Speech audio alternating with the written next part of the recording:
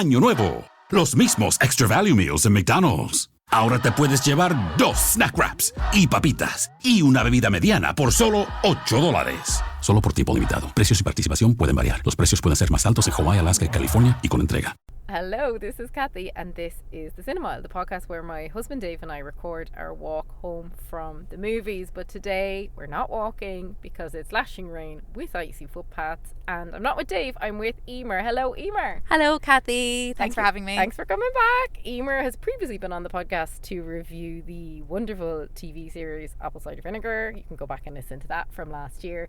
And I had to get Emer on today because we're going to see Hamnet, the very acclaimed film, and Emer's read the book, so she's here as a book reader. Excited?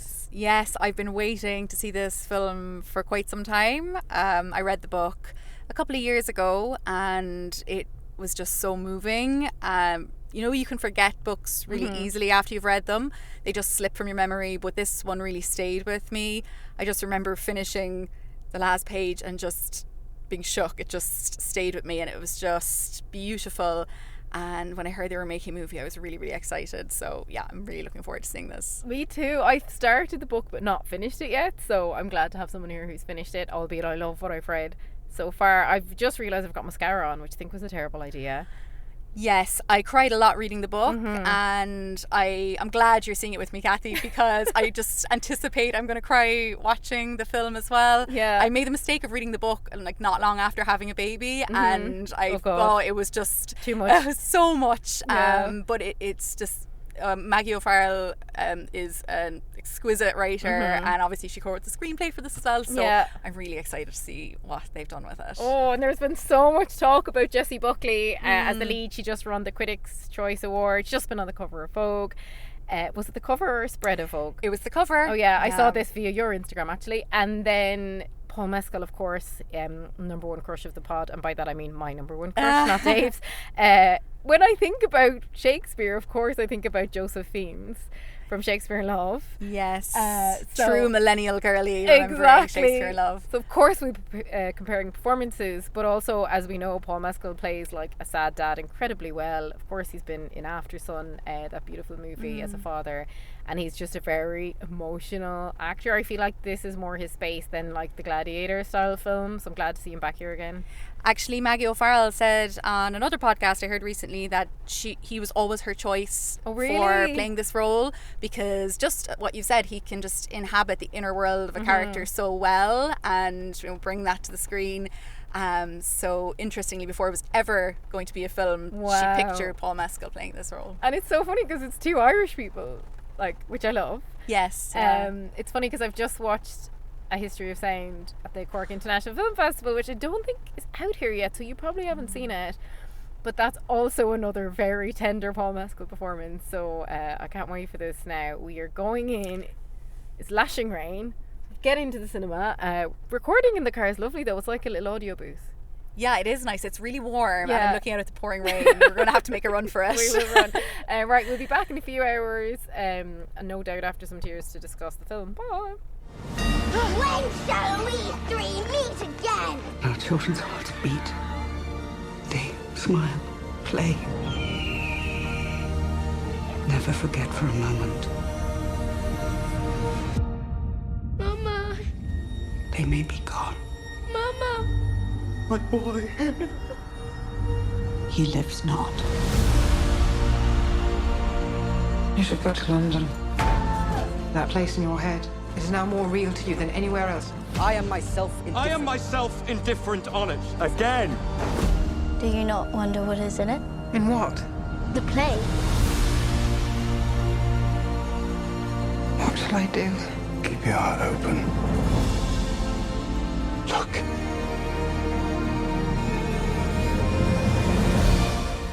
Right, we are back. We've seen Hamnet. We're back in the car. It's not raining anymore, but it's nice and cozy in here. Emer, what did you think of Hamnet? I really liked it. I thought it was excellent. It was very moving, which is exactly how I found the book. And, you know, even though not everything in the book was in the movie, it was a really faithful adaptation. Like, a lot of it was how I pictured it as well. And yeah, I thought it was so visceral and engaging and emotional. I got really swept up in it. I loved it. Same. I've read the first half, I think, or well, I've read the first half of the film anyway. I agree, it's totally faithful. I need to go back and finish the book now. I was really swept up in it as well. It's quite a slow pace, which I was expecting, and I enjoyed. I'm not sure if all of our listeners will, to be honest. I think you kind of need to know what you're going in to watch here. It's a very broody, sometimes almost mystical, slow kind of film, but I was looking for that and I wanted that from it because I feel like it really mirrors the tone of the book. Yeah, I agree with that. I think it's very contemplative and reflective, and there's a lot of space in it to kind of allow you to really soak up what's happening. And I'm sure we'll get into it more in a bit, but it's kind of a film of two halves, really. And I thought particularly in the first half there's just a lot of scenes of nature, and there's a lot of just a lot of space and sound, so there's a lot to take in, but it's not a pacey film at all. It is slow. Not in a way though that I ever felt like, come on, move it along. Like I actually thought the pace was perfect for the story. I thought it was beautiful. I was never bored. I was very moved. I was a little bit worried because there's been so much praise on Jessie Buckley that like she wouldn't live up to my expectations, and actually she exceeded my expectations, which is saying a lot given the buzz around her performance. She's so wonderful. She is incredible, and sometimes with like awards buzz, especially if it starts early, you feel that it can build up and then taper off, or something can happen, or critics might come in and change the narrative a bit. But I think with Jessie Buckley in this film, it's so thoroughly deserved. Yeah, it is.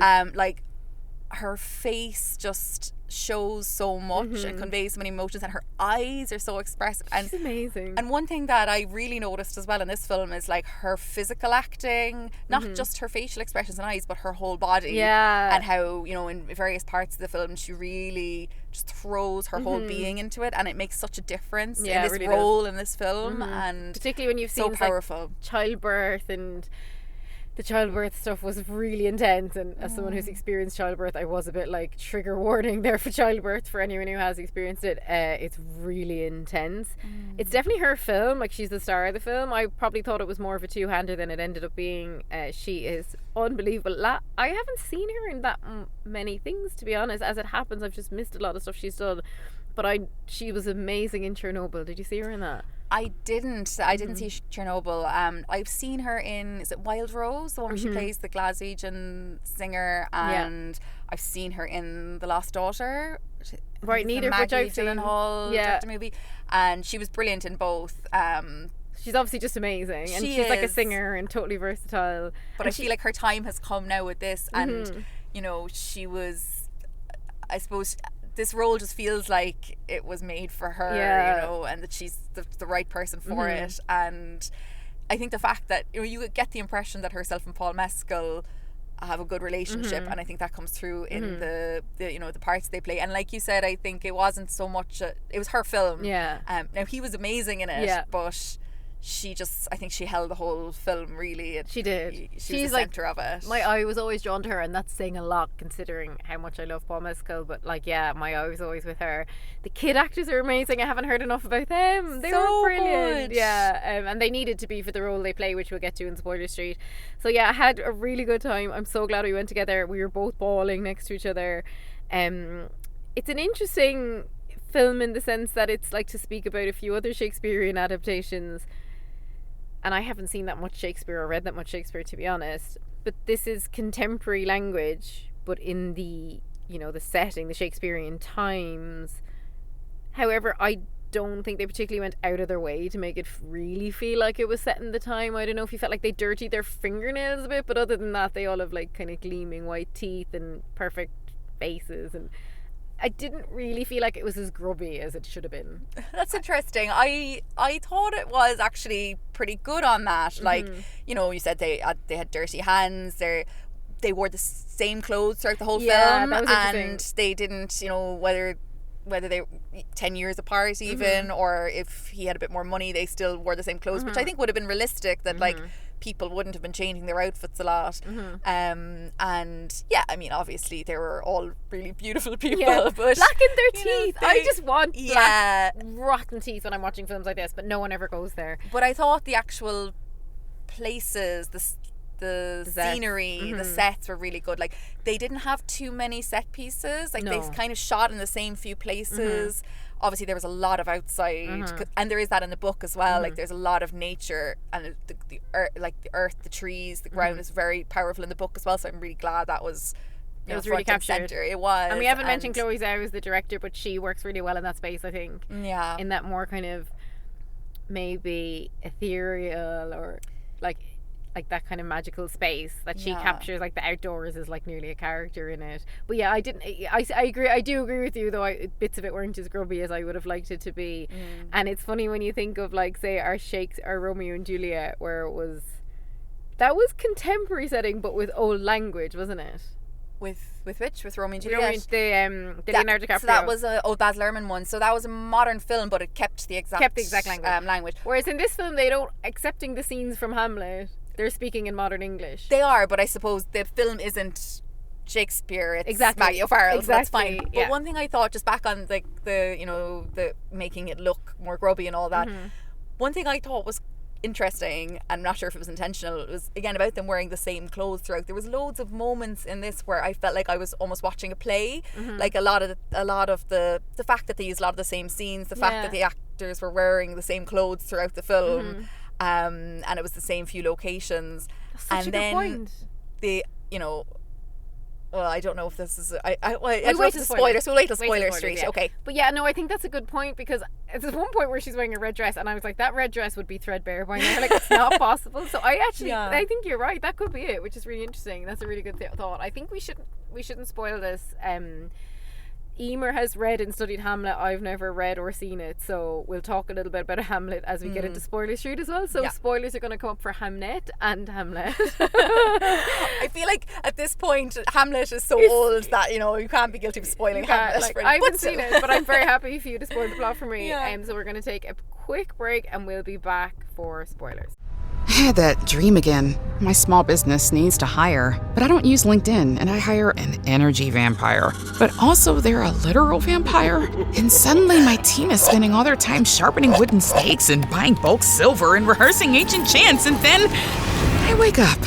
Don't let hiring nightmares ruin your dreams. LinkedIn Jobs' new AI assistant takes insights from over 1 billion professionals to create a short list of the best fits for you. Post your job for free at linkedin.com/quality. Start hiring today with LinkedIn.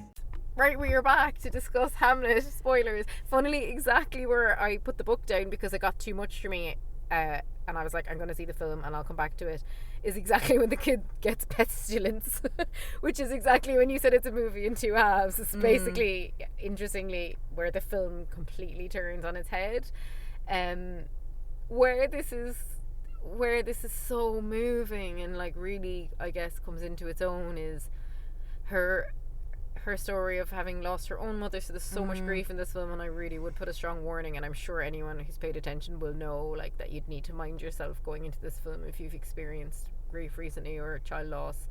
It's very, very intense. So she's lost her mother, then she has like 2 very visceral childbirths. Then we get to the point where poor little Hamnet dies, albeit the movie and the book does kind of a thing where you think the other kid's going to die first. It's so intense, all these scenes, isn't it? When Hamnet gets really ill, and it kind of happens really quickly. Yes, it is, and a lot of really intense stuff happens in the space of a short time in the film. So, like, the first half of the film is this beautiful pastoral, like, falling in love story with trees, and at that point where you said you put the book down, where Judith, Hamlet's sister, gets sick, is where everything really just becomes really dark. And we see it through flashbacks when Agnes as a child lost her own mother, and that grief is still there, and you know, for her, she's trying to do anything to save her child, and of course then the other child it's gets taken, so and I think that was the moment I certainly fell apart, and I don't know about you, but it is intense, and they don't hold back. So I think you're right to put a warning on that for anyone going in to watch this. It's incredible, but it is really, really intense and devastating. Jessie Buckley's so like animalistic almost in how she portrays it, as you I thought that be. too, yeah, like that animal, and that's what I was saying earlier with her physical movements in this. Sometimes it was just so, it was almost like there was a wildness to it, you know, and like childbirth is wild. Like it's the wildest moment of your life you'll ever have, where you feel most like, I guess, an animal, and that was really captured here. Well, childbirth, or you know, the scene where her child died, that was almost like animal-like too, and it was so like the film of two halves for me. Like, you had this beautiful story of them falling in love, and then you had the devastation caused by the loss of Hamnet, but there was loads of things that kind of separated those two halves as well. Like visually, I thought the first half was just so much brighter, there was so much more outside, so green and lush, and then the second half, you know, there was a lot more darkness and a lot more inside, and colder kind of vibe, but and also much dirtier. There you got your dirt.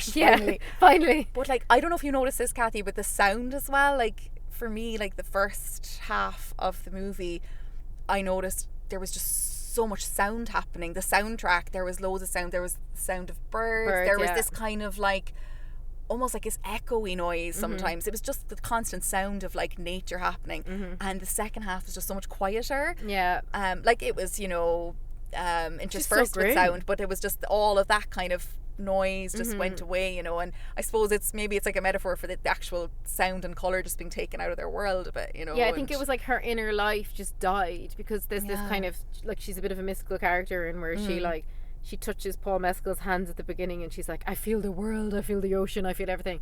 And then when she touches it after the passing of the son, she's like, I feel nothing, and she's just so dead. Like the first scene we see of her after, like kind of 1 year later or whatever, or no, it wasn't even 1 year later, where she's cleaning the eggs, and she looked like a different actress. Like, it's unbelievable what she can do with her face. I noticed that in that scene as well, and I feel like that was really deliberate. Like, she was paler, so they obviously, you know, she was, her complexion was made paler, I think, for that. And her face had because she's really has beautiful expressions on her face, and her face had no expression, to the point where, I know she didn't do this for the scene, but it's like her whole face had been locked to Botox. Like, nothing was moving. It was unbelievable. And for such an animated actor, like it was like she'd been hollowed out, you know, and I think that was so deliberate, and I really noticed that as well, in that particular scene. And know? To your point on the reuse of sets, like earlier on in the film, when he's gone off to London, they're like kissing and like frolicking in front of that table, and then now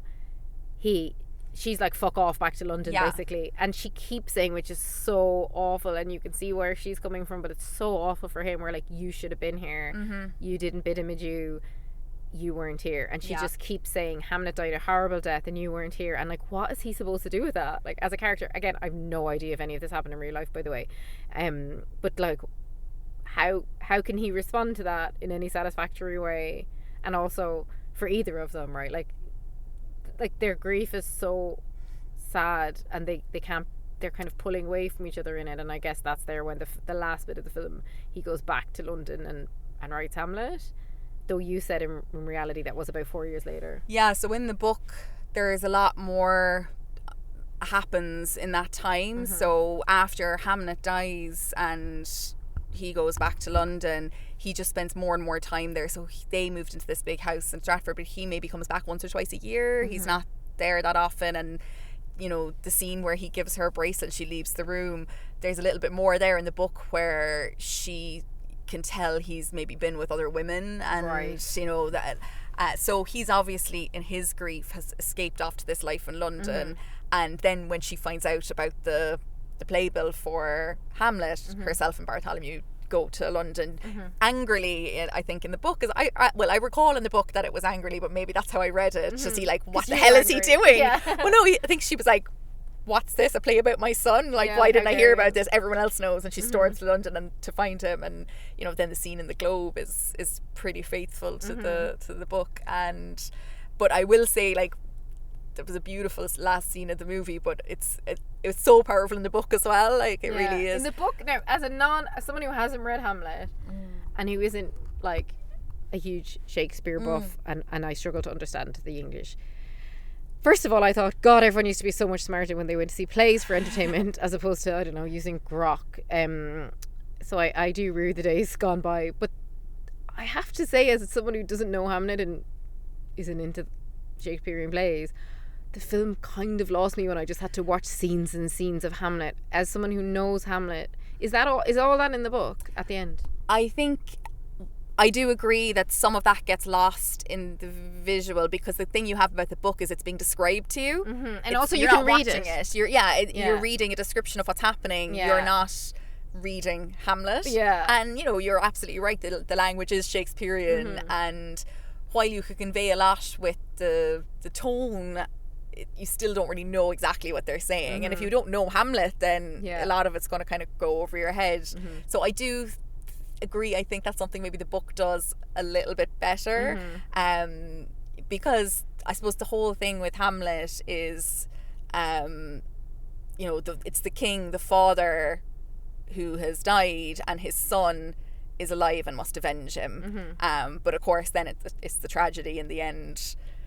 He dies, and they all die bar one who has to go and tell the story. So but I think for Agnes watching this, she sees that, he hasn't just been hiding away and ignoring them all. He's been trying to find a way to keep his son's story alive, or keep the character of his son alive in this character. And I think what I thought was really nice in the movie was that when she looked around, she could see how moved everybody around her were. That was lovely. And that like they felt it too. And I think when you're grieving, you can feel like you're completely alone. You can feel like that nobody else could feel this pain as intensely as you. So, to see someone who just embodies what you've lost before you, and see them die again, but look around and you see like hundreds of people grieving with you, there must be some solace in that. That was really moving. That's really well put. And I was very moved by the end of it. But as someone who, and maybe this is an embarrassing thing to admit on my podcast, doesn't know the plot of Hamlet, I was like, what am I watching? What's happening? Is this a biography of his kid? Like, I was quite confused. But I think most people going into this film would know that. Like Hamlet isn't the story of Hamnet, but like I think it's true that Hamlet was written a few years after Hamlet. Sorry, getting myself mixed up. Hamlet was written a few years after Hamnet died. That part's true, but I think a lot of it, it's a fictional book, using historical details. But I read the book a couple of years ago, so I can't be sure. But I didn't remember, like, there's a lot of the soliloquies, like Hamlet's speeches from the play included on my leaving search, like memories came flooding back to me. So there's a lot of lines from the play in the movie, and I'm trying to remember if they were in the book. I don't remember that much of the. But it's also easier to I find it easier to read Shakespeare than to listen to Shakespeare, because I can like take my time with the reading of it. But I was very moved by it. I loved the visualization of the play on stage, and everyone in the audience, and Agnes in the middle of it all. Like, it looked stunning. And it was in the actual Shakespeare's Globe as well, which is incredible. And what I was going to say before we arrived at Spoiler Street, and the other reason that the film kind of reminded me of a play, was a really Shakespearean technique is to have a play within a play, and Hamlet the play has a play within it. So there's a scene in the play of Hamlet where these players stage a play for the king and queen, the new king, who is actually responsible for murdering the old king. That's a Hamlet spoiler.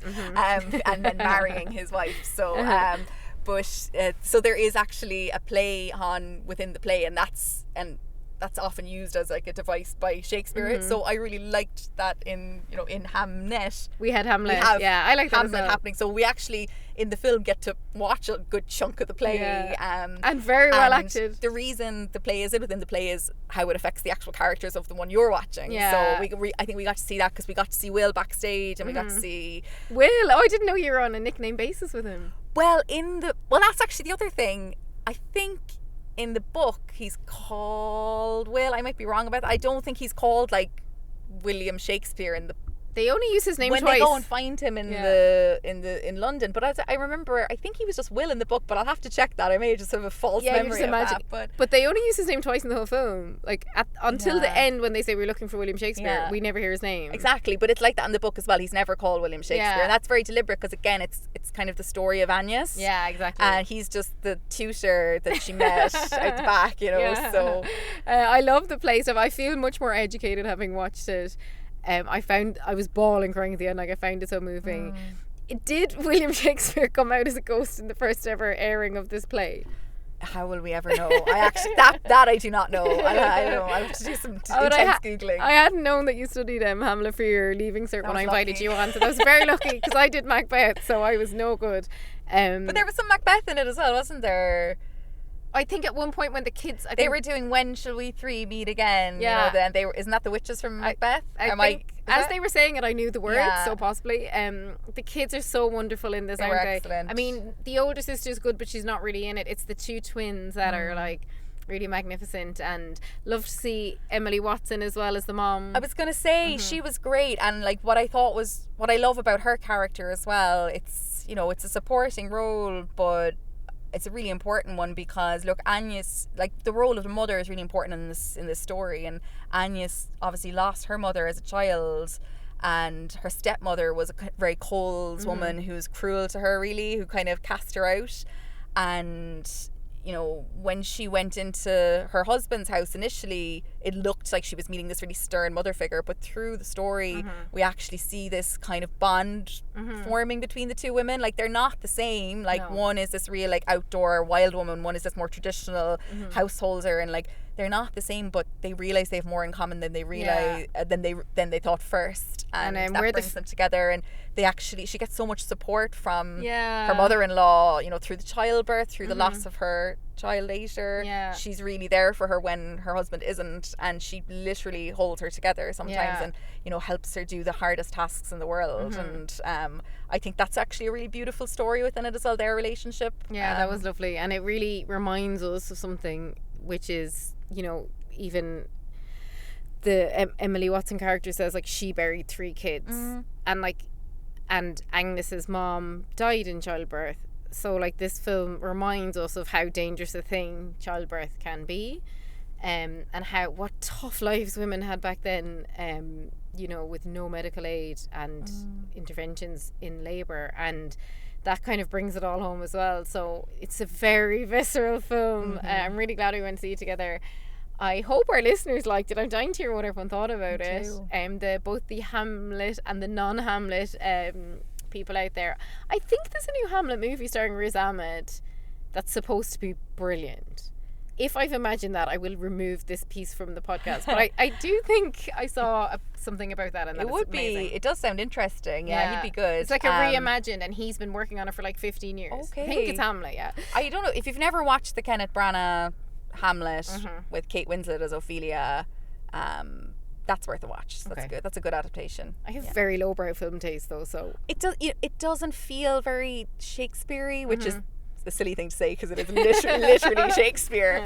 But it's, I suppose, the way it's quite contemporary in the same way, not in the same way as Romeo and Juliet, because it is set in old times, but the way it's acted, you don't feel like you're watching this old stuffy movie. Okay. It's, I want to do 2 things now after watching this. I want to read another Maggie O'Farrell. I don't think I'll finish this book now because I've now finished the movie and they're so faithful. So I'm going to read another Maggie O'Farrell, and then I do want to watch Shakespeare in Love again. Does it hold up? Who knows? I mean, I would all imagine. I know is that Ben Affleck was the most miscast person I've ever seen. You've seen that meme that says like he has iPhone face, like he looks like he knows what a mobile phone is. He should not be in this Shakespeare movie. Oh, that's so funny. If you want to read a Maggie O'Farrell book, The Marriage Portrait is a really good one. Okay, I'll read that one. And I still think it's worth reading Hamnet, even if you've seen the movie. I don't think it's it's read not a spoilery movie. Yeah, if you've read half, put it down and then just watch the movie. Should I still finish it? Yeah. Oh, there's one more thing I forgot that's in the book, but it's not really in the movie. Okay. Do I have time to say what it is? Yeah. Okay, because you just reminded me.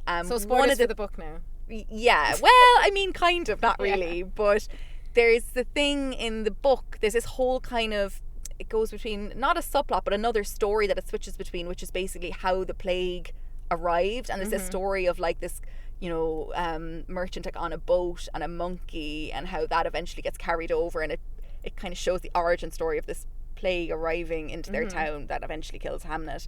And I remember reading it being like, oh, Too we're kind of going COVID-y. to this too COVID-y. Yeah. Too COVID, too kind of like, oh, a bat and Yeah, I think they made the right decision. But what I liked in the movie is they did one little reference. I don't know if you remember it, but when William Shakespeare was in London and you could see the signs of the plague, there was someone bringing in a body wearing one of those big pointy masks, and he went into the courtyard and there was this puppet show happening out there, and in the light there was these little paper figures moving, and they were actually acting out that story. There was a monkey and there was all these crates. So I was like, oh, that's how so he was watching, and it was basically telling the story of what was happening in the background without actually hitting you over the head with it. So I thought that was a really nice way of like showing the plagues arrived. So if you'd read the book, you'd know, oh, that's the monkey on the boat. But that was obviously just a really kind of small scene where they explained like the plague's coming. Lovely. So, yeah. As opposed to giving us like a full pandemic scene. Oh, I was like, I really hope you're not going to stay with me on this pirate ship. Yeah, no.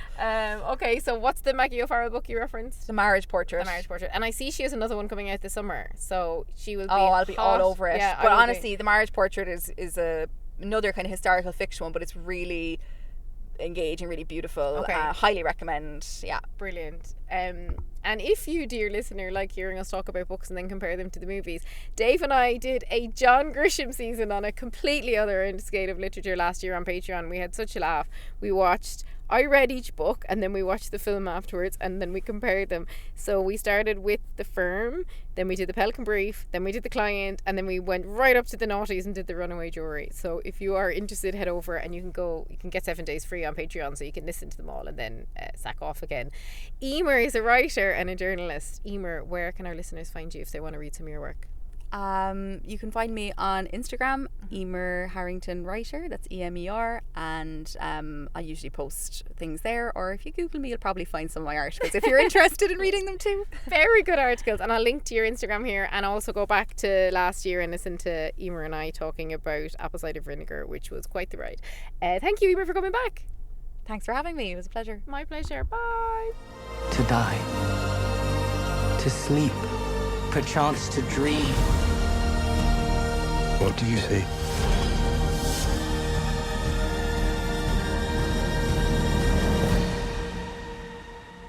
Why? Bye. Why? Bye. Why?